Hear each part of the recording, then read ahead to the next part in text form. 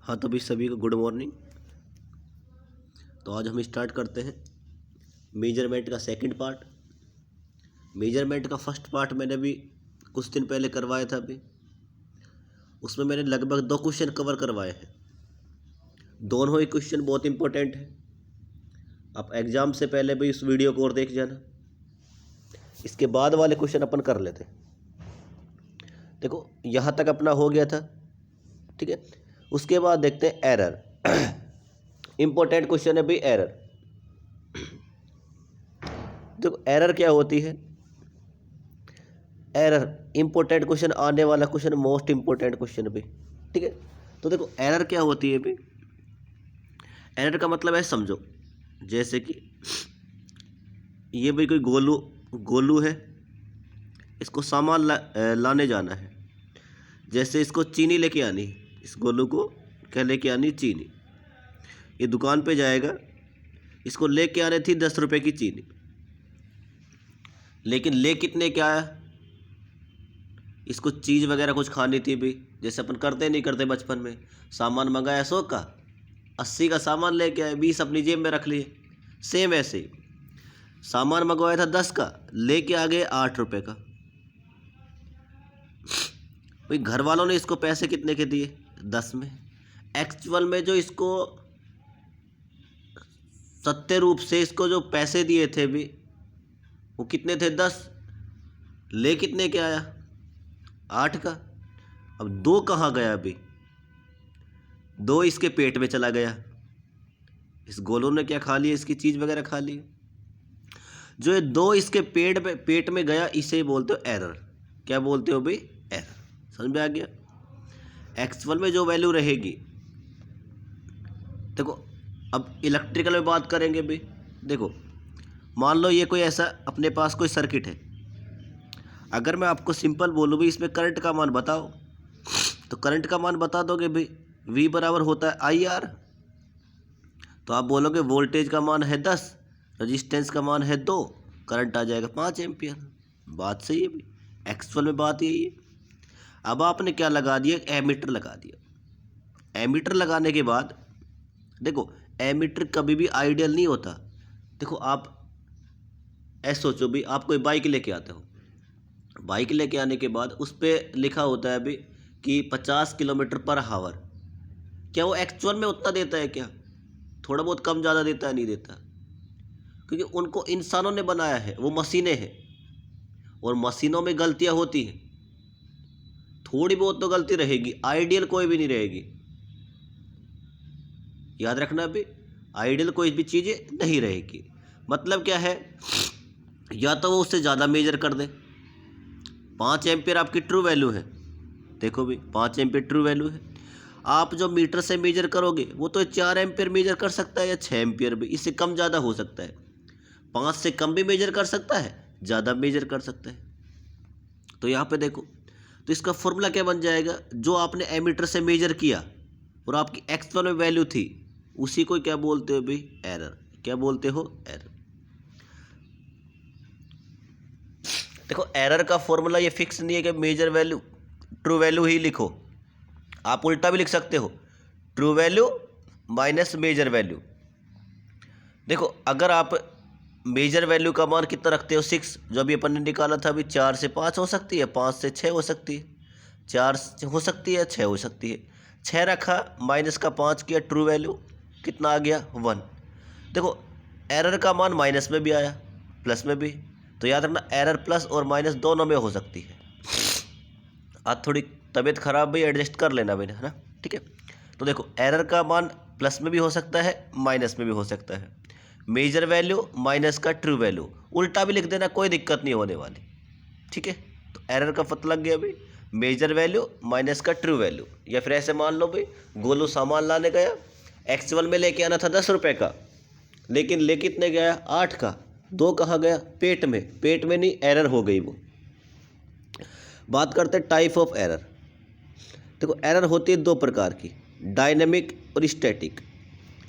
इसको इंग्लिश में अच्छे से याद करोगे तो ही सही रहेगा। भी हिंदी में थोड़ा इसका याद करने का तरीका आपको याद होगी नहीं आसानी से। तो डायनेमिक और स्टैटिक सोच के देखो, इसे बोलते हैं स्थिर त्रुटि, इसे बोलते हैं गतिक त्रुटि। स्थिर का मतलब क्या है भाई, देखो स्थिर का मतलब क्या है, जो समय के ऊपर डिपेंड ना करे, जो समय के ऊपर डिपेंड ना करे। और डायनेमिक मतलब क्या है, जो समय के ऊपर क्या करे, निर्भर करे, जो समय के ऊपर क्या करे, निर्भर करे। और ये स्टैटिक क्या हो जाएगी, जो समय के ऊपर निर्भर ना करे। अब स्टैटिक एरर भी 3 प्रकार की, इसको याद करवाने का तरीका भी देखो, ध्यान से सुनना सभी।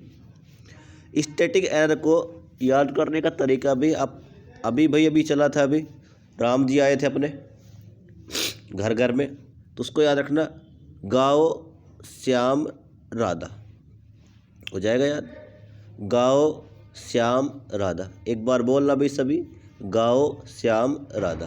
दोबारा बोलना भी, गाओ श्याम राधा। देखो भी, इसको याद रख लेना, स्टैटिक एरर का GSR, गाओ श्याम राधा। G से बनेगा ग्रोस, S से बनेगा सिस्टेमेटिक, R से बनेगा random error. Gross, systematic, random error, तो तीनों एरर को आप देख लेना भी। देखो सिस्टेमेटिक एरर क्या होती है, ग्रोस एरर क्या होती है, ये सारी बातें मैंने नीचे लिखवा रखी है, आप अच्छे से पढ़ लेना भी। जो समय के ऊपर डिपेंड करती है नहीं करती है, सारी बातें मैंने लिखवा रखी है, आपको इंपॉर्टेंट है, आने वाला क्वेश्चन पेपर में देखने को मिलेगा आपको, ठीक है। देखो ग्रोस एरर का मतलब क्या है, ये गोलू भाई साहब है भी, मस्त कटिंग वटिंग करवा के कॉलेज चला गया, ठीक है। कहाँ चला गया, कॉलेज में। कॉलेज में जाने के बाद इसका हो रहा था प्रैक्टिकल, तो मस्त भाई इसने कटिंग वटिंग करा रखी थी। अब एक मस्त कटिंग वटिंग करा रखी तो ये किसी को देखने वाला है क्या, ये सोचेगा भाई सभी लोग मेरे को देखेंगे, मैं क्यों देखूंगा दूसरों को, जैसा कि आप सभी सोचते हो। तो सेम ऐसे भी इसको दे दिया एक एमीटर, क्या दे दिया, एमीटर। अब गोलू भाई साहब किसी को नहीं देखने वाला, तो देखो गोलू की वजह से होने वाली गलती क्या कहलाएगी, ग्रोस एरर, हो जाएगा यार। गोलू की वजह से होने वाली गलती क्या कहलाएगी, ग्रोस एरर। अब ग्रोस एरर क्या होती है, इसका नाम क्या है, गोलू। देखो इसको बोला भाई 2 गुणा 2 कितना होता है, तो ये बोलेगा 6, जोर से और बोलेगा पीछे से, तो ऐसा भी इसको कुछ आता जाता तो है नहीं, कटिंग ही तो करवाई इसने, तो 2 गुना 2 कितना बोला, 6, तो ये भी तो एक गलती होगी। मतलब क्या है भाई, मनुष्य के द्वारा होने वाली गलती को ही क्या बोलते हो, ग्रोस एरर, हो जाएगा यार। फिर क्या बोला भाई, चल कोई दिक्कत नहीं, तेरा भाई तो गलत हो गया होगा, आज तू नहा धो के नहीं आया होगा, चल तो तू ये बता कि भाई तेरे को जोड़ बाकी गुना भाग तो आ नहीं रहे, चल इसकी रीडिंग देख के आ। अब इसके दिमाग में तो यही सेट है भाई, मैं तो भाई आज मस्त नहा धो के आया, कटिंग वटिंग करवा के आया, मैं तो किसी को देखने वाला नहीं हूँ। तो वहाँ पे एमीटर में था 4, इसने देख लिया जल्दी जल्दी में कितना, 3, तो आपकी रीडिंग गलत आएगी नहीं आएगी। तो देखो इसका क्या है, एक तो आप इसने कैलकुलेशन मिस्टेक कर दी, एक इसने क्या कर दिया भाई, एक क्या कर, रीडिंग क्या ले ली गलत, तो वो भी क्या कहलाएगी, ग्रोस एरर। अब भाई ये बात है सही थी, ये सारी बातें इसकी भाई कोई नहीं, गलती हो जाती है, आज कटिंग वटिंग करवा के आया है। ये चला गया भी करेक्शन करने, एमीटर के करेक्शन करने थे इसको। अब भाई ये तो हवा में है ना, हवा में सोचेगा भी मैं तुरंत कनेक्शन कर दूं, तो ऐसे इनके ल्यूज कनेक्शन कर देगा, ल्यूज कनेक्शन कर दिए भाई, तो ये इंसान की ही गलती है ना। और इंसान में कौन है भाई, गोलू। गोलू की वजह से होने वाली गलती क्या कहलाएगी, ग्रोस एरर। समझ में आ गया भाई, या तो कैलकुलेशन मिस्टेक कर दे वो, या फिर वो देखने में गड़बड़ी कर दे। गोलू की वजह से होने वाली गलती क्या कहलाएगी, ग्रोस एरर। अब पेपर में ऐसे मत लिख देना कि गोलू की वजह से, वहाँ लिखना मानव की वजह से होने वाली गलती क्या कहलाएगी। इंसान तो है भाई गोलू, वैसे गधे की तरह बातें कर रहा है सारी, लेकिन इंसान तो है, तो ग्रोस एरर क्या हो जाएगी, मनुष्य की वजह से होने वाली गलती क्या कहलाएगी, ग्रोस एरर। अब सिस्टमेटिक एरर, सिस्टम के बारे में तुम अच्छे से जानते हो भाई, आजकल जो चल रहा है, लेकिन वो वाला सिस्टम नहीं है। सिस्टमेटिक एरर का मतलब क्या है, इंस्ट्रूमेंट की वजह से। देखो एनवायरनमेंट एरर, आपने एक एमीटर को पहले रखा सर्दियों में, एक बार रखा गर्मियों में, एक बार रखा बरसात में, तो तीनों समय अलग अलग वो रीडिंग दर्शाएगा, तीनों समय अलग अलग एरर दर्शाएगा। उसलिए उसे क्या बोला, एनवायरमेंट एरर। मतलब क्या, वातावरण की वजह से होने वाली गलती वातावरणीय त्रुटि कहलाती है। इंस्ट्रूमेंट मतलब क्या, उपयंत्र की वजह से, इंस्ट्रूमेंट की वजह से होने वाली गलती क्या कहलाएगी, इंस्ट्रूमेंट एरर। ऑब्जर्वेशन एरर, देखो ऑब्जर्वेशन एरर का मतलब क्या है, जैसे कि ये कोई आपका एमीटर था, ये क्या था, एमीटर, ये पॉइंटर रहा भाई। मैंने बोला गोलू जा रीडिंग देख के आ भाई कितनी आ रही है। तो बोला सर अभी देख के आता हूँ, क्योंकि आज मैंने मस्त कटिंग वटिंग करवाई है, नहा धो के भी आया हूँ मैं, और ये इसका मुंह भाई और कुछ ही बन गया है, कोई दिक्कत नहीं है। इसको देखना यहाँ पे था, चला गया देखने के लिए। इसको देखो, इधर से क्या हुआ कि इस पॉइंटर की परछाई यहाँ पड़ रही थी, इस पॉइंटर की परछाई कहाँ पड़ रही थी भाई, यहाँ पे, कहाँ पड़ रही थी, यहाँ पे। अब भाई ये तो इसको किसी सुनने वाला तो है नहीं, अब नहीं सुनेगा तो क्या करेगा ये। मान लो यहाँ 5 एम्पियर लिखा था, यहाँ 4। जल्दी जल्दी में इसने किसको देखा, परछाई को। परछाई को देख के क्या बोला, सर कितने हो रहा है, 4। जैसे इसने 4 बोला, एरर आने वाली है, गलती हो गई। अब उस गलती को सुधारने के लिए तो इस वाली गलती को क्या बोलते हैं, ऑब्जर्वेशन। ऑब्जर्व कर लिया, 5 था लेकिन कितना देख लिया इसने, 4, तो वो वाली एरर कौन सी हो जाएगी, ऑब्जर्वेशन। याद रखना, देखो तुम्हारे तो नहीं पूछेगा लेकिन कंपटीशन में पूछता है भाई, ऑब्जर्वेशन एरर को कम करने के लिए किसका उपयोग किया जाता है। तो करते क्या है भाई, इसके बीच में, इन दोनों के पॉइंटर व स्केल के बीच में एक लगाया जाता है आईना, जिसे आप बोलते हो शीशा। और तुम एक चीज़ अच्छे से बात जानते हो भाई, आईना कभी झूठ नहीं बोलने वाला। अगर आपको अपनी सच्चाई देखनी हो भी तो आईने के सामने खड़े हो जाना, बिल्कुल आपकी क्लियर पिक्चर बना देगा, जो है जैसा आप हो। ध्यान से, बस आपको तो बस आईने के सामने जाके खड़े होना है, आपको सारी बातें बता देगा जो आपने अभी तक बचपन से जो काम किए ना, सारे दिमाग में आ जाएंगे भी। ठीक है, तो देखो अब ऑब्जर्वेशन एरर्स को ख़त्म करने के लिए किसका उपयोग किया जाता है, मिरर का। इसमें होता क्या है, इस जो पॉइंटर की परछाई दिख रही थी यहाँ पे पहले दिख जाएगी भी, यहाँ पे दिखेगी, अपन पहले समझ जाएंगे भाई इसकी परछाई दिख रही है, और यहाँ पे कितने को टिक कर देंगे अपन, 5 एम्पियर को। आईना कभी गलती नहीं करने वाला भी, याद रखना, वो बिल्कुल साफ साफ क्लियर बताएगा, जो आप हो एक्सप्लेन में सारी बातें आपको बता देगा। तो ये सारी एरर मैंने आपको बता दी भाई, ये सारी बातें मैंने लिखवा रखी हैं। एक है रैंडम एरर। रैंडम एरर का मतलब क्या है, ये भाई ऐसे मानते हैं, ये भाई अपने गोलू का बिस्तरा है, खाट है भी इसकी 4 पाई, मस्त सोया हुआ है। ठीक है, ये इसकी खाट है भी, मस्त सो गया, मस्त इसको सपने आ रहे हैं भाई कि मैं करोड़पति बन गया, शादी वादी हो गई, इसको बाइक भी मिल गई शादी में। ये गोलू सोया हुआ है अच्छे से। तो गोलू सोया हुआ है भाई, क्या हुआ कि इसको सपने अपने आ रहे थे अच्छे से, मस्त मज़े में सो रहा था कि करोड़पति बन गया, मेरी शादी हो गई, मेरे को बाइक मिल गई, बाइक पे मैं घूम रहा हूँ भाई, मैं किसी को घुमा रहा हूँ। तो सारी बातें हो रही थी इसके दिमाग में, मस्त सोया हुआ था भाई।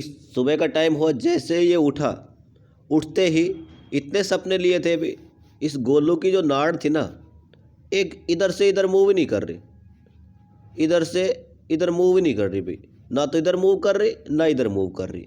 कई बार आपने भी देखा होगा भाई, आप जब रात को सो के उठते हो, नाड़ आपकी एक तरफ रह जाती है ना भाई। तो उस प्रकार के एरर, उसको देखो, उसका आपको कारण पता है क्या, आप बोलोगे नहीं पता अभी, उसका नहीं पता। तो और वो तुरंत देखो, आपके में देखो एरर, देखो वो दर्द हुआ, नाड़ एक तरफ रह गई और ऑटोमेटिक ठीक हो जाती है, होती नहीं होती। अगर ऐसे समझ में नहीं आए तो ऐसे याद रख कर रहना इसको। जैसे कई बार आपने सुना होगा भाई, आप बोलते हो मेरे बाएं आ गया भाई, अब मेरा पैर ही सीधा नहीं हो रहा, एकदम से ऐसा दर्द हो रहा है, और देखो वो उसका कारण पता होता है क्या, तो आप बोलोगे नहीं पता होता, लेकिन तुरंत थोड़ी देर बाद ही क्या हो जाती है, ख़त्म, होती नहीं होती। तो आप बोलोगे हो जाएगी, तो जिस बाएं हो गया तुरंत आता है, तुरंत चला जाएगा, पता भी नहीं लगेगा। जैसे कि कई बार आपका भी किसी को लग जाए, जैसे कि कई बार कोई बाइक से गिर जाते हैं, आप देखना अभी कई बार बाइक से गिर जाते हैं, बाइक से गिरने के बाद जहाँ गिरते हैं भाई वहाँ से तुरंत उठेंगे, और आपसे कोई पूछेगा ना भाई कि यार लगी क्या, अरे कहाँ लगी मेरे, उसके बाद फुल स्पीड में लेके जाएगा, लेके जाने के बाद वो रोकेगा, 1 किलोमीटर से पहले रोकने वाला नहीं है। वो देखेगा कोई देख तो नहीं रहा, फिर देखता है भाई कहाँ कहाँ लगी, फिर देखता है, उस समय महसूस नहीं होगा फिर कहाँ कहाँ लगी है। तो सेम ऐसे कुछ एक ऐसी एरर जो इंस्ट्रूमेंट में तुरंत आए और पता भी नहीं हो, तुरंत ही चली जाए, उस प्रकार की एरर को क्या बोलते हैं अपन? Random error. रैंडम मतलब क्या? यादृच्छिक, तुरंत आए, पता नहीं भाई कभी आ जाए, आई चली गई। जैसे बाईटा हो गया, अभी आता है चला जाता है, पता नहीं रहता। कई बार आपको लग जाती है भाई, तब तो पता नहीं लगता, बाद में पता लगता है कि मेरे लगी भी थी, खून आ गए थे। ये सारे भाई नाड़ का एक तरफ रह जाना। सेम ऐसे एग्जाम्पल दे रहा हूँ मैं तो भाई, मेजरमेंट में ऐसे है, मज़े से। मेजरमेंट बिल्कुल आसान सब्जेक्ट है, मज़े से पढ़ो इसको, टेंशन बिल्कुल नहीं करनी। तो रैंडम एरर क्या होगी कि ये गोलू सोया हुआ था, नाड़ एक तरफ रह गई, तुरंत क्या हो जाएगी भाई, अपने को पता नहीं भी कैसे आई, ऑटोमेटिक ठीक हो जाएगी। तो वह एरर जो तुरंत आए तुरंत चली जाए, जिसके कारण का पता ना हो, कौन सी एरर कहलाएगी? Random error. ये सारी बातें मैंने इसमें लिखवा रखी है अच्छे से, आप इनको देख लेना भाई। आपको ये वाला पढ़ना नहीं है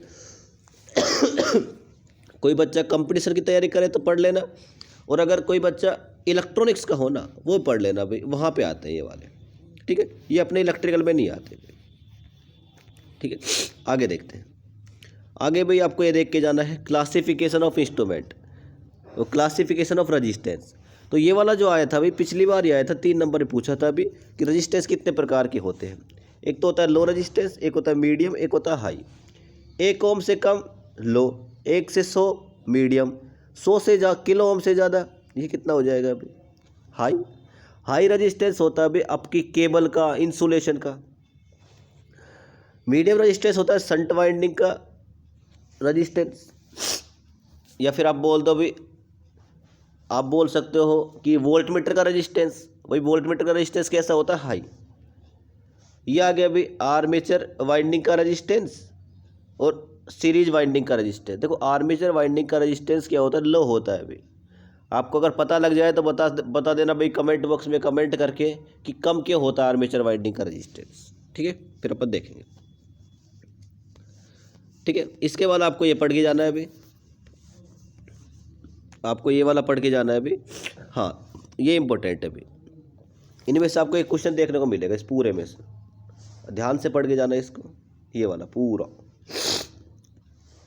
केल्विन डबल ब्रिज, पोटेंशियोमीटर भाई इंपॉर्टेंट है, केल्विन डबल ब्रिज पढ़ के जाना।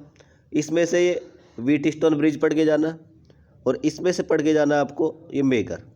तो ये वाला होता है लो रेजिस्टेंस को मेजर करने के लिए, ये होता है मीडियम के लिए, और ये होता है हाई रेजिस्टेंस को मेजर करने के लिए।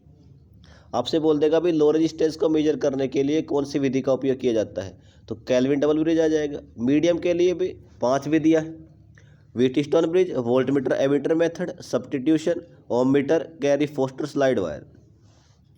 देखो इसको याद कैसे रखोगे? मेगर वाले को, मेगर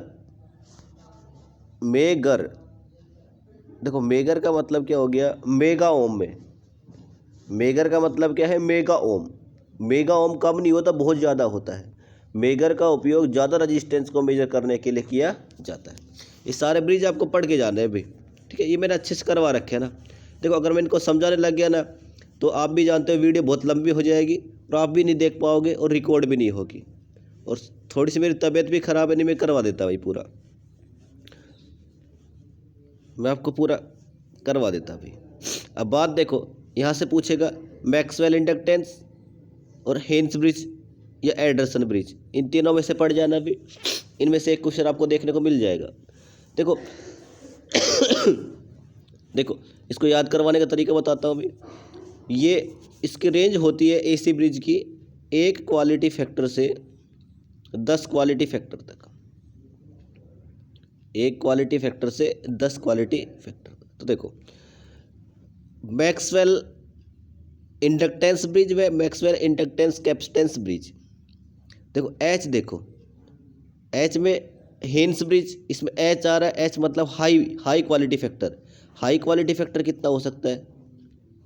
10। देखो मैक्सवेल और इस वाले फर्स्ट वाले और सेकंड में देखो, Maxwell inductance bridge, Maxwell inductance capacitance bridge. इसमें देखो यहाँ पे आपको दिखा रहा है भाई एम आ रहा है, एम आ रहा मतलब मीडियम क्वालिटी फैक्टर, जिसकी रेंज 1 से कितने के बीच में रहे, 10 के बीच में, 1 से 10। अब बच गया कौन सा, एंडरसन ब्रिज। एंडरसन ब्रिज का उपयोग लो क्वालिटी फैक्टर को मेजर करने के लिए किया जाता है। तो देखो मैक्सवेल और मैक्सवेल इंडक्टेंस में देखो एम आ रहा है मतलब मीडियम क्वालिटी फैक्टर, हेन्स में एज आ रहा है हाई, बच गया जो लो क्वालिटी फैक्टर के लिए। तो इसको याद कर लेना भाई, आसान सब्जेक्ट है, थोड़ा सा समझ लेना इनको। इसमें से ब्रिज इंपॉर्टेंट है, एंडरसन ब्रिज और मैक्सवेल ब्रिज, पढ़ के जाना भाई सभी। इसके बाद देखते हैं भी, ये ब्रिज पढ़ जाना भी, एक ब्रिज आपको देखने को मिलेगा, समझ में नहीं आए कोई दिक्कत नहीं, छोड़ देना भी, बहुत सारी चीज़ें पढ़ने की। यहाँ से इसको पढ़ जाना भी, आपको 1 नंबर में बोल देगा कैपेसिटर को मेजर करने के लिए कौन से ब्रिज का उपयोग किया जाता है। तो डी साउटी और शेयरिंग ब्रिज, डी साउटी और शेयरिंग ब्रिज, इनको आप अच्छे से पढ़ जाना। फ्रीक्वेंसी को मेजर करने के लिए वेन्स ब्रिज का उपयोग किया जाता है। हाँ भाई CRO इम्पोर्टेंट, इसको समझा देता हूँ भाई मैं आपको, ये डायग्राम आपको पढ़ के जाना है पूरा। CRT, तो CRO की फुल फॉर्म क्या होती है, देखो CRO की फुल फॉर्म क्या होती है, कैथोड रे ऑक्सिलोस्कोप, पूछ सकता है आपसे भाई, फुल फॉर्म पूछेगा इसकी। इसमें देखो मेन पार्ट होता है CRT, जिससे आप बोलते हो कैथोड रे ट्यूब। क्या होती है यहाँ पे सप्लाई दी जाती है भाई, यहाँ पे लगा होता है कैथोड, इसमें होता है हीटिंग एलिमेंट। ये क्या करता है, कैथोड की शेप होती है सिलेंड्रिकल शेप, इसमें क्या है हीटिंग एलिमेंट। जैसे आपने सप्लाई से कनेक्ट किया, यहाँ से एक इलेक्ट्रॉन निकला भी। अब इनको कंट्रोल कौन करेगा, कंट्रोलिंग ग्रिड किसका बनाया जाता है, निकिल का, और शेप कैसी होती है, सिलेंड्रिकल। अब देखो यहाँ से यहाँ तक पहुँच गए भी, जैसे कि आप घर से कहाँ पहुँच गए, कोचिंग, आपकी एनर्जी लो हो गई, और लो हो गई तो टीचर क्या करेगा, आपके लिए मस्त तरीके से खाना वाना बनवाएगा और आपको खाना खिलाएगा अच्छे से। ऐसा होता है कहीं, आप बोलोगे नहीं होता, सोच तो लो भी, सोचने में क्या जा रहा है, ठीक है। तो टीचर क्या बोलेगा भी, मस्त तुम खाना वाना खाओ, तुम्हारे अंदर थोड़ी एनर्जी आ जाएगी, अच्छा टीचर होगा तो भी। तो देखो इलेक्ट्रॉन यहाँ तक पहुँच गया, इनकी गति बढ़ानी है आपको, वेग बढ़ाना है। वेग बढ़ाने के लिए पहले कौन आ गया, प्री एक्सेलरेशन, पहले वेग बढ़ाएगा प्री, बाद में बढ़ाएगा पोस्ट। इन सभी को एक जगह इकट्ठा कौन करेगा अभी, फोकसिंग एनोड। समझ में आ गया अभी, फोकसिंग एनोड क्या करेगा, इन सभी को एक जगह क्या करेगा, इकट्ठा कर देगा, ठीक है, एक जगह इकट्ठा कर देगा। ये सारी बातें आपको लिख के आने भी, इलेक्ट्रोड से तो सप्लाई दी जाती है, हीटिंग एलिमेंट में इलेक्ट्रॉन पाए जाते हैं, कैथोड की शेप सिलेंड्रिकल होती है, याद रखना। यहाँ से इलेक्ट्रॉन निकलते हैं, उनको कंट्रोल कौन करेगा, कंट्रोलिंग ग्रिड। उनका वेग कौन बढ़ाएगा, प्री एक्सेलरेशन, बाद में बढ़ा रहा है तो पोस्ट। उनको एक जगह इकट्ठा कौन कर रहा है, focusing anode. Vertical deflection plate, इनको इलेक्ट्रॉनों को वर्टिकली जो डिफ्लेक्ट करती है भाई, भेजती है वर्टिकल, हॉरिजॉन्टली भेजेगी हॉरिजॉन्टल। इलेक्ट्रॉन कहाँ पहुँच गए, स्क्रीन पर, CRO की ये स्क्रीन है। अब स्क्रीन पर कुछ ऐसी इमेज दिखेगी आपको, कुछ ऐसी इमेज दिखेगी, उसे बोलते हो लिसाजियस पैटर्न। क्या बोलते हो, लिसाजियस पैटर्न। देखो स्क्रीन किस से कोटिंग होती है, फास्फोरस की कोटिंग होती है। ये क्या करती है, हीट एनर्जी को लाइट एनर्जी में कन्वर्ट करती है भी, हीट एनर्जी को, इलेक्ट्रॉन में जो हीट एनर्जी थी कन्वर्ट किस में कर दिया इसने, लाइट एनर्जी में। ये होता है एक्वाडेज। देखो भाई इसका कार्य बता देता हूँ। यहाँ से इलेक्ट्रॉन आ गए, आप बोलोगे सर आ गए, यहाँ इकट्ठा हो गए। सोचो इस पूरे में इलेक्ट्रॉन भर गए, अगर इलेक्ट्रॉन यहीं पे इकट्ठा हो गए, नए इलेक्ट्रॉन आएंगे, वो कहाँ इकट्ठा होंगे, तो समस्या ये ना, पहले इसको भगाना पड़ेगा इस वाले को, तभी तो ये वाले यहाँ पे रह सकते हैं। तो इसलिए क्या करते हैं, एक्वाडेज क्या करता है, इन इलेक्ट्रॉन को एब्जॉर्ब कर लेता है। जो प्राइमरी इलेक्ट्रॉन है ना भाई, उनको स्टोर वो कर लेगा एब्जॉर्ब, तथा सेकेंडरी इलेक्ट्रॉनों को, जो आ रहे हैं इलेक्ट्रॉन, उनको इसके लिए सर्फ यहाँ पे स्थान प्रोवाइड करवाएगा। प्रोवाइड करवा कर वो हीट एनर्जी कन्वर्ट किस में कर देगा, लाइट में। और लाइट में करने के बाद यहाँ पे क्या बन जाएगी, कि वेव फॉर्म बन जाएगी, जो आपको दिख रही होगी। देखो ये सारी बातें आपको लिख के आनी है आपस। देखो इनके इस सारे कंपोनेंट्स के बारे में याद रखना। कैथोड क्या होता है, देखो सबसे पहले कौन आएगा, इलेक्ट्रॉन। इलेक्ट्रॉन से क्या, इलेक्ट्रोड से क्या देंगे, सप्लाई। किस में देंगे, कैथोड में। कैथोड में क्या पाया जाता है, हीटिंग एलिमेंट, मतलब वहाँ पे क्या होते हैं, इलेक्ट्रॉन। इलेक्ट्रॉन निकलेंगे, उनको कंट्रोल कौन करेगा, कंट्रोलिंग ग्रिड। उनका पहले वेग कौन बढ़ाएगा? Pre excretion. उनको एक जगह इकट्ठा कौन करेगा? Focusing anode. उनको बाद में वेग कौन बढ़ाएगा? Post acceleration. उनको देखो वर्टिकली डिफ्लेक्ट कौन करेगा? Vertical deflection plate. उनको हॉरिजॉन्टली डिफ्लेक्ट कौन करेगा? Horizontal deflection plate. कहाँ पे चलेगी? सीआरओ की स्क्रीन पर। सीआरओ की स्क्रीन पर क्या की जाती है? फास्फोरस की कोटिंग की जाती है। फास्फोरस कोटिंग क्या करती है? हीट एनर्जी को लाइट एनर्जी में। अब एक वहाँ पे होता है एक्वाडेज, जो क्या करता है, जो इलेक्ट्रॉन वहाँ पहुँच रहे हैं उनको एब्जॉर्ब कर लेगा और जो नए इलेक्ट्रॉन आएंगे उनको स्थान दे देगा। इतना सारा आपको लिख के आना है, डायग्राम बना के आना है, पूरा आपको पूरे नंबर मिल जाएंगे। ठीक है, ये मैंने सीआरओ पूरा कंप्लीट करवा दिया। ये सारी बातें मैंने लिखवा रखी है, आप देख लेना इसमें अच्छे से। देखो आपको ये वाला बिल्कुल नहीं पढ़ के जाना अभी, जस्ट सीआरओ के बारे में पढ़ना है बस, इसके अलावा आपको कुछ नहीं पढ़ना। इसमें थोड़ा एक्स्ट्रा करवा रखा है, वो आप चाहो तो छोड़ जाना इनको। जैसे कि भाई ये वाला तो ये तो पढ़ के जाना है आपको भी यहाँ तक पढ़ के जाना। एडवांटेज हो गए, इसके डिसएडवांटेज, बस आपको यहाँ तक पढ़ के जाना है। यहाँ तक आपको 1 से 1.5 पन्ना भर के आना, भर दोगे भी। आपने अगर भाई इसको पढ़ो, देखो मैंने जो बोला ना उसको भी आपने ध्यान से सुन लिया ना, आप सारी चीज़ें लिख के आओगे और आपको अच्छे नंबर लेके आने हैं। आपके पास नोट्स में PDF सेंड कर दूंगा, आप उनको देख के उनके बारे में लिख देना भी सारी बातें। ठीक है, बस यहाँ तक करके आना है आपको, ये वाला नहीं करके आना, ये तो एक्स्ट्रा है भाई। ठीक है, ये सारा एक्स्ट्रा है, ये नहीं पढ़ना आपको। हाँ, अगर कोई इलेक्ट्रॉनिक्स का बच्चा हो ना तो ये पढ़ लेना भाई पूरा। इलेक्ट्रॉनिक्स का बच्चा हो तो पूरा पढ़ लेना, उनके भी सेम मेजरमेंट है ये वाला। ये नहीं करना आपको, ये तो भाई मैंने कंपटीशन वगैरह के लिए करवाया था इनको पूरा। ठीक है, ये आ गया अभी PMMC। तो इसका नाम क्या है? Permanent magnet moving coil. हो जाएगा यार, क्या है इसका नाम? Permanent magnet moving coil. देखो PMMC में परमानेंट मैग्नेट होती है 2, N व S, जो किसकी बनाई जाती है? एल्युमिनियम निकिल कोबाल्ट की। इंपॉर्टेंट क्वेश्चन है भाई, याद रखना। इसमें देखो मैंने फर्स्ट वीडियो में आपको बताया होगा भी कि कंट्रोलिंग कितने प्रकार की होती है? 3 प्रकार की, eddy current, hysteresis, eddy current, और जो डैम्पिंग होती है। डैम्पिंग अपनी 3 प्रकार की होती है, कौन कौन सी? एक तो होती है eddy current damping, air friction damping, fluid friction damping. जबकि कंट्रोलिंग 2 प्रकार की, ग्रेविटी कंट्रोल और स्प्रिंग कंट्रोल। तो इसको देखो भाई, ये कौन सी कंट्रोलिंग है? Spring control. ये कौन सी है? Spring control. इसके बीच में आपने क्या डाल दिया? स्पिंडल, इसे बोलते हैं स्पिंडल। यहाँ पे एक लगे होते हैं बेरिंग, जिसे आप बोलते हो ज्वेल बेरिंग।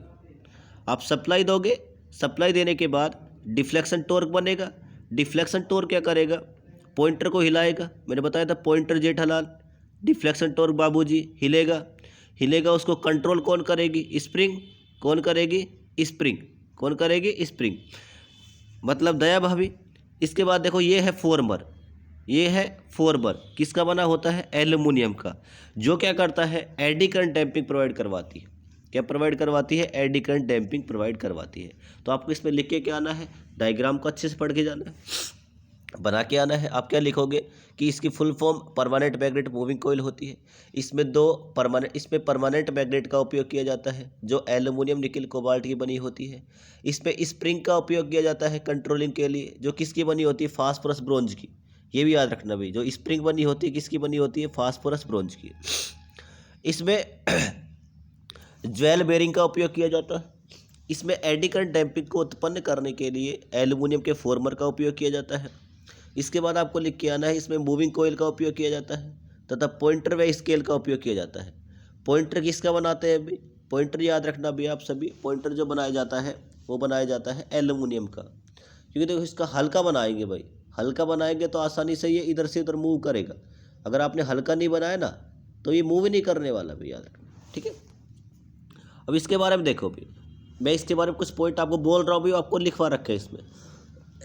तो पहला पॉइंट क्या है? यह है इलेक्ट्रोडायनेमिक इफेक्ट के सिद्धांत पे कार्य करता है। यह लोरेंज फोर्स पर कार्य करता है। सेकंड, इसका ग्राफ जो मिलता है रेखीय मिलता है। कैसा मिलता है इसका ग्राफ? रेखीय मिलता है, लीनियर मिलता है। अगला पॉइंट आपको लिख के आना, इसका जो ग्राफ मिलता है यूनिफॉर्म मिलता है। आगे बात करें, इसमें एडी करंट डैम्पिंग को उत्पन्न करने के लिए एल्युमिनियम के फॉर्मर का उपयोग किया जाता है। किसका उपयोग किया जाता है अभी? एल्युमिनियम के फॉर्मर का। इसके बाद आपको लिख के आना है, यह है ओनली DC पर कार्य करता है। ये इंपॉर्टेंट है, पेपर में आपको देखने को मिलेगा भी। पीएमएमसी किस पर कार्य करता है, तो ओनली किस पर करता है, डीसी पर। किस पर कार्य करेगा, डीसी पर। ये सारी बातें मैंने इसमें लिखवा रखी है, अच्छे से देख लेना भी। देखो ये सारी बातें इसमें, एडवांटेज डिसएडवांटेज, ठीक है। इसकी जो फ्लक्स सेंसिटिविटी क्या होती है, हाई होती है। टॉर्क टू वेट रेशियो क्या होता है, हाई होता है। फ्लक्स डेंसिटी क्या होती है, हाई। इसमें देखो एडी करंट व हिस्टैरिसीस लॉस नहीं होंगे। अब क्यों नहीं होंगे अभी आप जानते हो भी, अगर एडी करंट व हिस्टैरिसीस लॉस इसमें नहीं होंगे तो क्यों नहीं होंगे, क्योंकि यह किस पर कार्य कर रहे हैं, डीसी पर। और एडी करंट और हिस्टैरिसीस लॉस किसके ऊपर डिपेंड करते हैं, फ्रीक्वेंसी पर। तो इसमें एडी करंट और हिस्टैरिसीस लॉस नहीं होंगे। डीसी में फ्रीक्वेंसी क्या होती है, 0। इसमें स्ट्रे मैग्नेटिक फील्ड इफेक्ट क्या होता है, ज़्यादा। कम क्या होता है भाई, कम। याद रखना भी सारी बातें, ये आपको लिख के आना भी। इसका एडवांटेज और डिसएडवांटेज ये आपको अच्छे से पढ़ के जाना है, जो मैंने आपको बोला अभी।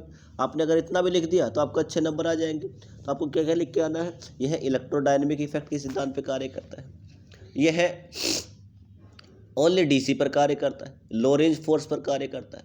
इसका जो ग्राफ मिलता है यूनिफॉर्म मिलता है, रेखीय मिलता है। High torque to weight ratio होता है। एडी करंट डैम्पिंग का इसमें उपयोग किया जाता है। तो देखो मैं बता दूँ भी, इसको ट्रिक मैंने बता रखी उस वीडियो में, देखना। देखो पीएमएमसी को पढ़ना है पैर। पीएमएमसी को क्या पढ़ना है, पैर। पीएमएमसी क्या पढ़ना है, पैर। और पैर का, पैरों में पैर कहाँ पे होती है, पैरों के नीचे क्या होती है, एडी होती ही नहीं होती भाई। पैरों के नीचे क्या होती है, एडी। तो पीएमएमसी में कौन सी डैम्पिंग का उपयोग किया जाएगा, एडी करंट डैम्पिंग का। कौन सी का उपयोग किया जाएगा, एडी करंट डैम्पिंग का। आप वो पिछली वाली वीडियो देख लेना अच्छे से, उसमें सारी बातें आपको क्लियर हो जाएंगी, अच्छे से समझा रखा है। इसमें ओनली किस पर कार्य करती है, डीसी पर। इसका भाई याद रखना, एडी करंट लॉस व हिस्टैरिसीस लॉस का मान क्या होता है, 0 होता है। ये सारी बातें आपको लिखवानी है। और एडवांटेज क्या है इसका, डिसएडवांटेज क्या है भाई। देखो डिसएडवांटेज क्या है, यह तापमान से इफेक्टिव होती है। आपने इसमें किसका उपयोग किया, स्प्रिंग का। और एक, क्योंकि स्प्रिंग क्या है, कंडक्टर, और कंडक्टर पर तापमान का प्रभाव पड़ता है। इसमें आपने किसका उपयोग किया, परमानेंट मैग्नेट का। किसका उपयोग कर लिया आपने, परमानेंट मैग्नेट का। परमानेंट मैग्नेट याद रखो, सस्ती नहीं आती, महंगी आती है। तो ये सारी बातें आपको लिख के आनी है। ये बिल्कुल भाई, अगर आपके पास टाइम रहे तो इनको पढ़ जाना, नहीं वैसे कोई इंपॉर्टेंट भी नहीं इतना। हाँ, इसको बता देता हूँ भाई, एमीटर का। देखो एमीटर के बारे में आपको क्या करके जाना है, जैसे कि देखो एमीटर के द्वारा किसको मेजर किया जाता है, करंट को मेजर किया जाता है। एमीटर को हमेशा किस में जोड़ते हैं, सीरीज में। किस में जोड़ते हैं भाई, हमेशा सीरीज में। ये याद रखना आप, एमीटर किस में जोड़ते हैं, हमेशा सीरीज में। एमीटर को पैरेलल में नहीं जोड़ा जाता, क्योंकि यह एमीटर को इसका ऑब्जेक्टिव बन सकता है भाई।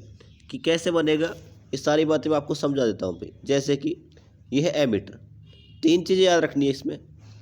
एमीटर एक तो करंट को मेजर करेगा, इसको कहाँ जोड़ते हो, सीरीज में। इसको पैरेलल में नहीं जोड़ोगे, जैसे पैरेलल में जोड़ोगे ये जल जाएगा। क्यों जल जाएगा, कब जल जाएगा, कैसे जलेगा, वो आपको याद ही नहीं रखना, इतना टाइम आपके पास नहीं है, ठीक है। अगर आपको कभी सीखना हो, ये जानना हो, तो आप भाई मेरे पास पर्सनल मैसेज कर देना, मैं आपको सारी बातें इसकी बता दूंगा अभी, ठीक है। तो देखो अब याद कैसे रखोगे, समस्या तो यही है ना भाई, एमीटर कहाँ लगाओगे। तो देखो अभी कुछ दिन पहले क्रेज आया था अभी सिद्धू मूसेवाला का, जिसका आया था सिद्धू मूसेवाला का।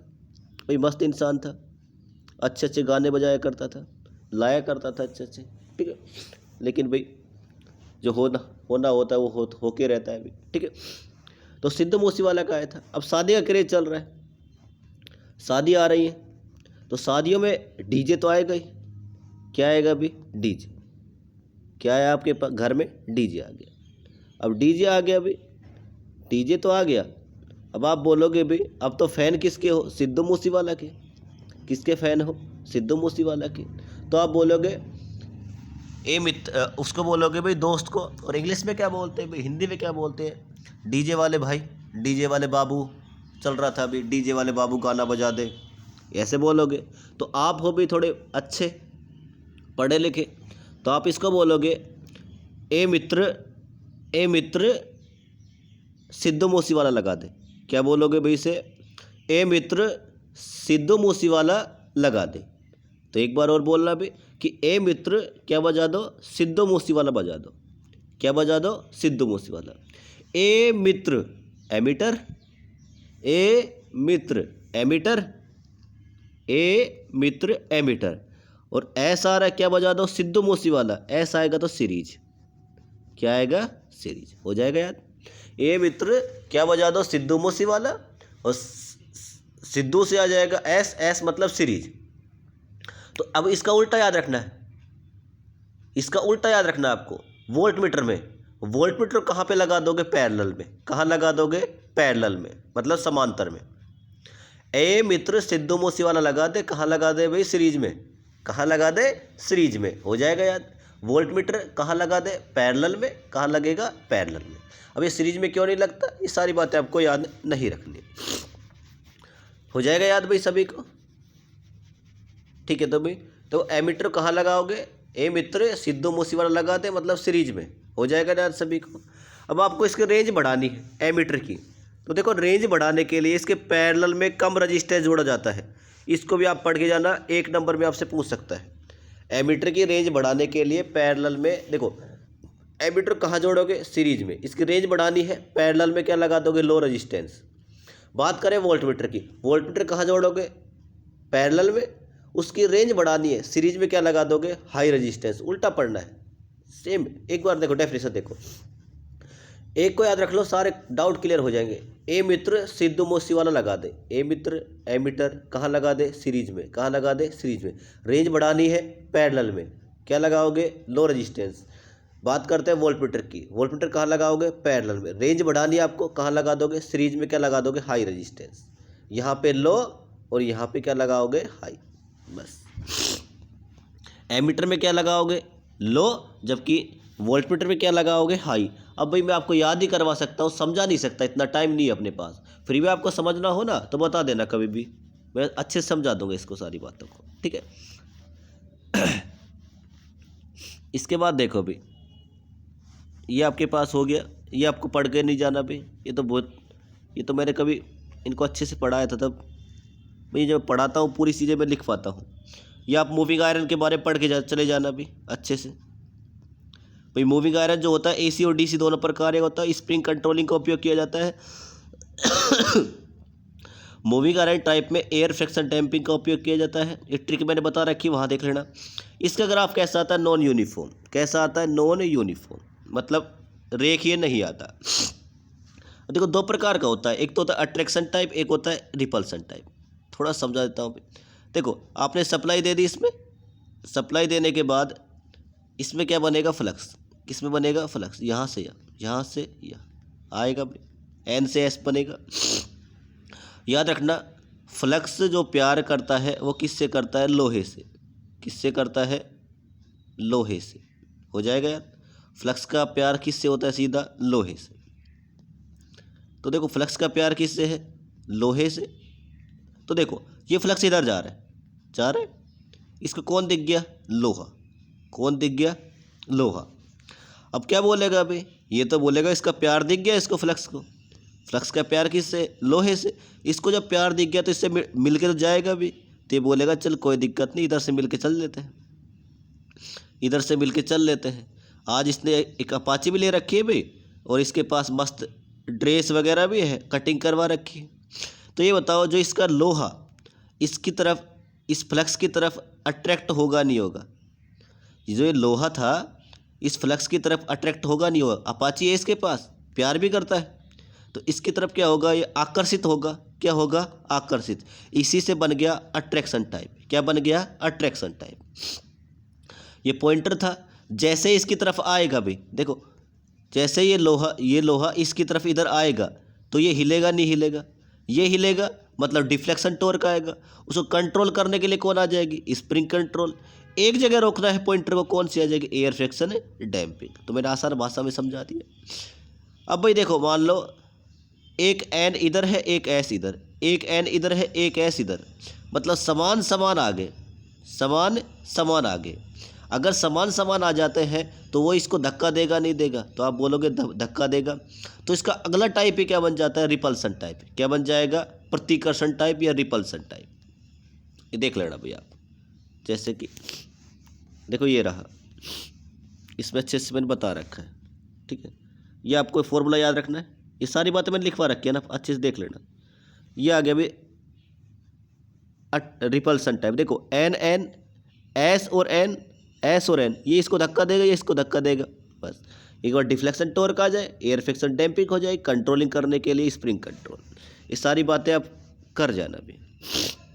ये आपको पढ़ के जानी है। एरर कितने प्रकार की होती है मूविंग आयरन में, ठीक है, ठीक है। ये सारी बातें आप देख लेना भी एक बार। ये आ गया इलेक्ट्रोडायनेमिक, इसको पढ़ के जाना है। EMMC अच्छे से पढ़ना है इसको। इसको आपको बस यहाँ तक पढ़ना है भाई, ओनली यहाँ तक पढ़ना है। 2 पन्ने पढ़ के जाने बस इसके, और ये आगे वाला बिल्कुल नहीं पढ़ के जाना।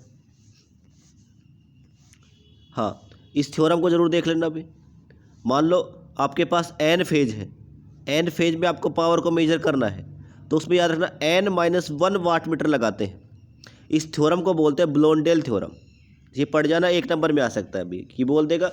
ब्लोंडेल थ्योरम क्या होती है, n फेज में n वायर है और उनमें से आपको n पावर को देखो, समझो भाई, देखो यदि किसी सिस्टम में n फेज है और n वायर, जैसे मान लो 3 फेज है और 3 वायर है, तब कम से कम कितने वाट मीटर की आवश्यकता पड़ेगी, n-1, मतलब 3-1 कितना हो जाएगा, 2 वाट मीटर की आवश्यकता पड़ेगी। ये पढ़ जाना भी आप अच्छे से, ठीक है। ये सारे इसमें मैंने करवा रखे पावर को मेजर करने के लिए। इसमें देखो 2 वाट मीटर मेथड इंपॉर्टेंट है, वो आप पढ़ के जाना। ये आ गया भाई एनर्जी मीटर, तो इसके बारे में थोड़ा समझा देता हूँ। एनर्जी मीटर देखो, इसमें 2 मैग्नेट होती है, एक तो ई प्रकार की, एक यू प्रकार की। ई प्रकार की और यू प्रकार की। इसके बीच वाले पर क्या क्या बांधी जाती, कोयल बांधी जाती है। इसके दोनों पर बांधी जाती, इधर भी इधर भी। इधर से आपको एक कोयल लपेटोगे, यही वायर यहाँ पे आ जाएगा। ये सप्लाई दिया आपने, सप्लाई दे रहे हो भाई।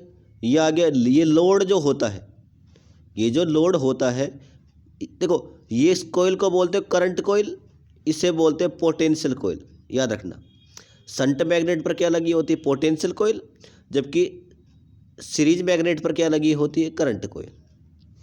ये कोयल देखो, ये रही भाई, इसके साथ कैसे जुड़ी हुई है, तो आप बोलोगे सीरीज में। कैसे जुड़ी हुई है, सीरीज में।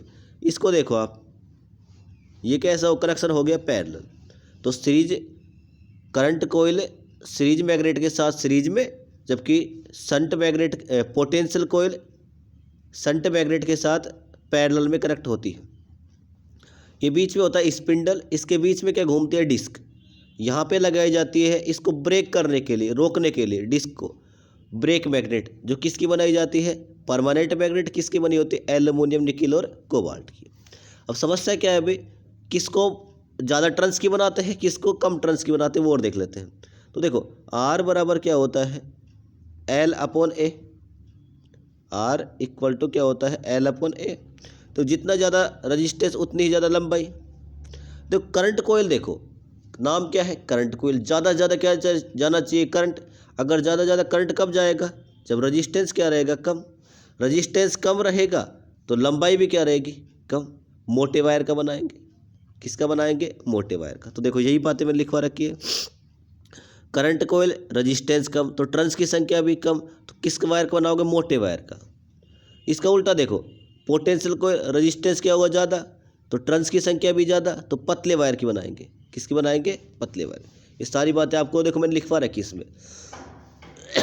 आप इनको अच्छे से पढ़ के जाना। एनर्जी मीटर बहुत इंपॉर्टेंट है, आने वाला क्वेश्चन, मोस्ट इंपॉर्टेंट क्वेश्चन है ये वाला। हाँ, एक ये भी पढ़ के जाना, इसकी एरर कितने प्रकार की होती है इसमें। तो एरर इसमें 4 प्रकार की होती हैं। ये रहा भी क्रीपिंग एरर, ये सारा पढ़ के जाना है अभी आपको। आपके अपने पास थोड़ा टाइम कम है ना, जितनी कोशिश होगी मैं पूरा करवा दूंगा। हो गया वैसे कंप्लीट, तो इसको मैं एक बार और समझा देता हूँ, इसको, इस वाले को। तो एनर्जी मीटर मैंने बता दिया अभी। एनर्जी मीटर देखो कितने प्रकार से होता है। देखो एक तो होती है इसमें शंट मैग्नेट, एक होती है सीरीज मैग्नेट। शंट मैग्नेट पर पोटेंशियल कोयल, सीरीज मैग्नेट पर करंट कोयल। करंट कोयल को कहाँ लगाया जाता है? सीरीज में, जबकि पोटेंशियल कोयल को पैरेलल में। इसमें एल्युमिनियम की डिस्क होती है, उसको रोकने के लिए ब्रेकिंग मैग्नेट। ब्रेकिंग मैग्नेट किसकी बनाई जाती है? एल्युमिनियम निकिल कोबाल्ट की, परमानेंट मैग्नेट की। आप बोल देना भाई जो करंट कोयल होती है, करंट कोयल की जो टर्न्स की संख्या, रजिस्टेंस क्या होता है? कम, क्योंकि करंट क्या होना चाहिए? ज़्यादा। जब रजिस्टेंस क्या होगा? कम, तो टर्न्स की संख्या भी कम। टर्न्स की संख्या कम तो वायर कैसा बनाएगा? मोटे वायर का। बात करें पोटेंशियल कोयल की, तो देखो पोटेंशियल कोयल किसकी बनी? देखो रजिस्टेंस क्या होता है? ज़्यादा, तो टर्न्स की संख्या भी ज़्यादा, तो कैसी बनाओगे? सो पतले वायर की। करंट कोयल को मोटे वायर की। ठीक है भाई। इसके एरर की बात करें, देखो एरर ओवर फ्रैक्शन, जैसे कैसे मान लो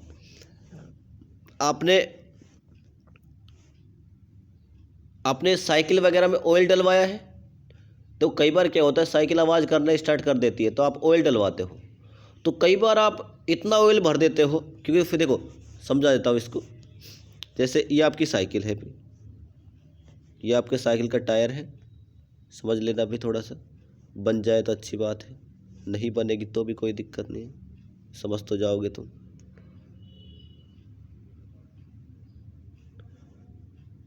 ठीक है, ये कोई साइकिल है, यहाँ पे इसकी घंटी बना देते हैं। ये आपके एक और दोस्त को बैठने के लिए, जिसको भी आप बैठाना चाहो, यह घंटी बन गई इसकी। ठीक है, जैसे ये साइकिल थी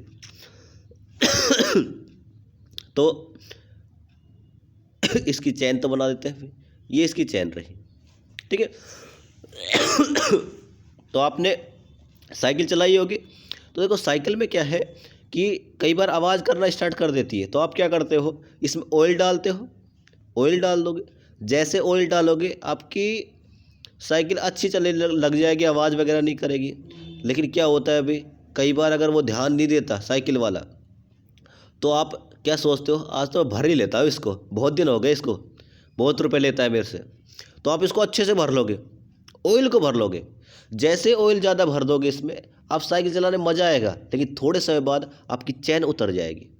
फिर आप चढ़ाओगे इसको, फिर उतर जाएगी, फिर चढ़ाओगे, फिर उतर जाएगी। भाई आपके साथ किस किस के साथ हुआ है ये सभी मेरे को बताना एक बार कमेंट करके कि सर हमारे साथ भी हुआ है। जैसे कई बार स्कूलों में जाते थे तो बीच में चैन उतर जाती थी। समस्या क्या है भाई? समस्या क्या है? मान लो आपकी चैन उतर गई, कोई दिक्कत नहीं, आप चैन चढ़ा रहे हो, इधर से आपकी स्कूल की बस आ गई। समस्या तब होती है जब बहुत सारे बच्चे आपको देखते हैं कि भाई इसकी चैन उतरी पड़ी है और ये बस चढ़ा रहा है, तो वो सारा होता है। तो देखो वो इसी को भी बोलते हैं ओवर फ्रैक्शन। मतलब आपने ज़्यादा क्या डाल दिया, ऑयल डालने से आपका जो फ्रैक्शन क्या हो गया? ज़्यादा। तो देखो अगर ये फ्रैक्शन, अगर देखो भाई ये डायग्राम देख रहा, अगर देखो ये आपका ये स्पिंडल, आपने इसमें क्या डाल दी? ज़्यादा क्या डाल दिया? ऑयल। ऑयल डालने पर ज़्यादा घूमेगा नहीं घूमेगा? ज़्यादा घूमेगा। ज़्यादा घूमेगा मतलब डिस्क घूमेगी, डिस्क घूमेगी मतलब आपकी घर में क्या आ जाएगा? बिल आ जाएगा। एरर है या नहीं है अभी? तो आप बोलोगे सही बात है सर। ठीक है, तो इस एरर को क्या बोलते हैं? Over fraction error. तो इसको कम करने के लिए क्या करते हैं? जो ये आपके पास मैग्नेट दे रखी है, यहाँ पे एक कॉपर की छड़ लगाते हैं, यहीं पे क्या लगा देते हैं? कॉपर की छड़ लगा देते हैं। ठीक है, चलो तो भाई आगे देख लेते हैं। सेकंड एरर होती है इसमें क्रीपिंग एरर। कौन सी एरर होती है? Creeping error.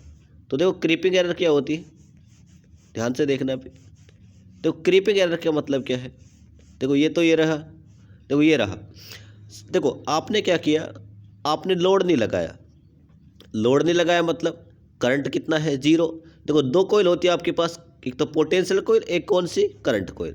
तो देखो आपने लोड नहीं लगाया तो करंट क्या हो जाएगी? जीरो। लेकिन देखो इधर से करंट, अब देखो करंट इधर नहीं जाएगी भाई, इधर जाएगी, ये बोलेगी रास्ता बंद, वापस हो जाते हैं अभी। वापस जैसे आप सोचते हो अभी कि एक रास्ता बंद तो दूसरा खुला, तो ये देखो ऐसे जाना था, ऐसे नहीं। अब करंट कहाँ से जाएगी? ऐसे, ऐसे करंट जाएगी, ऐसे करंट जाएगी। जब किसी कंडक्टर में सप्लाई फ्लो करवाई जाती है तो क्या बनता है? चुंबकीय क्षेत्र। क्या बनता है? चुंबकीय क्षेत्र। अभी चुंबकीय क्षेत्र किसको कट करेगा? डिस्क को। अगर ये डिस्क को कट करेगा, इसमें क्या बनेगी? डिस्क क्या होने लग जाएगी? देखो इसमें सप्लाई दिया आपने, सप्लाई देने पर ये डिस्क में क्या लगा? फ्लक्स। मान लो ऐसे फ्लक्स आ रहा है, ऐसे फ्लक्स आ रहा है, ऐसे फ्लक्स आ रहा है तो इसको धक्का देगा नहीं देगा, धक्का देगा, धक्का देने वाले से घूमना स्टार्ट हो जाएगी। अगर ये घूमी, अगर आपकी डिस्क घूम रही है, देखो ये वाली, ये अगर डिस्क घूम रही है, डिस्क घूम रही है तो रीडिंग देगी नहीं देगी, तो इसे क्या बोलते हो, क्रीपिंग एरर। इस क्रीपिंग एरर को कम करने के लिए आप किसका उपयोग करते हो? इस क्रीपिंग एरर को कम करने के लिए आपसे पेपर में पूछ सकता है, और कंपटीशन में तो बहुत क्वेश्चन पूछता है ये बार बार भी। क्रीपिंग एरर को कम करने के लिए क्या क्या किया जाता है? तो इसमें 2 स्लॉट काट दिए जाते हैं अपोजिट डायरेक्शन में, या 2 स्लॉट काट दो, या तो आप इसमें 2 छिद्र कर दो, होल कर दो, या तो आप क्या कर दो, इसमें 2 डिस्क में दोनों तरफ क्या कर दो, होल कर दो, या आप स्लॉट काट दो ऐसे, या फिर आयरन की स्ट्रिप का उपयोग कर लो, कैसा भी कर सकते हो। ये ज़्यादा पूछता है अभी, होल करने वाला, डिस्क में क्या कर दो, होल कर दो। ये देखो भाई, over error due to over voltage. Over voltage को कम करने के लिए आप किसका उपयोग कर लो? शंट में एक मैग्नेट लगा देते हो। शंट मैग्नेट की, शंट में क्या लगाते हो? मैग्नेट। ओवर करंट को कम करने के लिए सीरीज मैग्नेट का उपयोग कर लेते हो। शंट सैचुरेबल मैग्नेट और सीरीज सैचुरेबल मैग्नेट। इसके बाद देखो भी, आपको यहाँ पे एक एनर्जी मीटर का कांस्टेंट होता है, उसका फॉर्मूला याद रख के जाना है, वो आपसे पूछ लेगा भी। ये फॉर्मूला आपसे बोलेगा, देखो जितनी आपकी डिस्क घूमेगी जितनी आपकी डिस्क घूमेगी उतनी आपको एनर्जी कंज्यूम होगी। तो एन बराबर क्या है? एन समानुपाती क्या है? ई। तो एन बराबर क्या हो जाए? के और ई।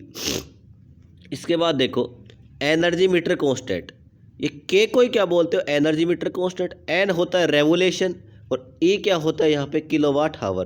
तो इसका आपसे भाई ऑब्जेक्टिव में पूछ लेगा इसकी यूनिट क्या होती है एनर्जी मीटर कांस्टेंट की, तो याद रखना रेवोल्यूशन पर किलोवाट हावर। इस फॉर्मूले को याद रखना भाई, पूछ सकता है आपसे, ठीक है। तो देखो भाई, मेरे से जितनी कोशिश हुई मैंने पूरा आपको कवर करवाने की कोशिश की।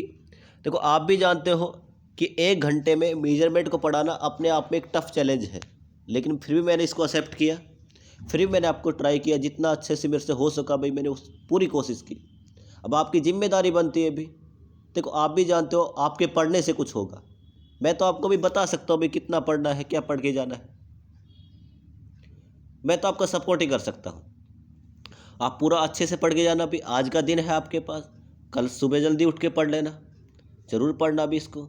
अभी भाई फिर भी आपको ऐसा लगे कि भाई सर मेरे को डर लग रहा है, डाउट हो रहा है, तो देखो मैं आपको मेरे नंबर लिख देता हूँ भाई, और आपको यहीं पे PDF मिलेगी 7891375962, ठीक है। तो आप इस पर मैसेज कर देना, मैं आपको इसकी PDF वगैरह सब सेंड कर दूँगा।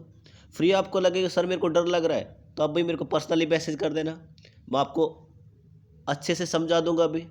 जहाँ तक मेरी हेल्प आपको अगर लगे भाई थोड़ी सी भी सर की हेल्प चाहिए हमें, मैं आपके लिए तैयार रहूँगा। जितनी आपको मेरे से भी, जो भी मेरे से बनेगा भी, जो भी मेरे से हेल्प होगी, मैं आपको करने के लिए तैयार हूँ। बस आप अच्छे से एग्ज़ाम दे के आओ। ये लाइक वगैरह शेयर वगैरह करो ना करो, आपको लगे ना भी कि थोड़ी बहुत मैं मेहनत कर रहा हूँ, थोड़ा बहुत मैं एफर्ट डाल रहा हूँ आपके लिए, तो कर देना भाई। भाई इतना याद रखो, आपके एक शेयर से किसी बच्चे के बैक लगने से बच सकती है। आपने अगर एक शेयर किया ना, मान लो किसी बच्चे को कुछ नहीं आ रहा, आपने शेयर कर दिया, वो पास हो गया, वो आपको अच्छी दुआएं देगा भी। तो याद रखना भी, एक शेयर आपको किसी की बैक बचा सकता है। 1 साल का सवाल है, 1 साल की ज़िंदगी बचा सकता है उसकी, नहीं अगले साल फिर पढ़ना पड़ेगा उसको।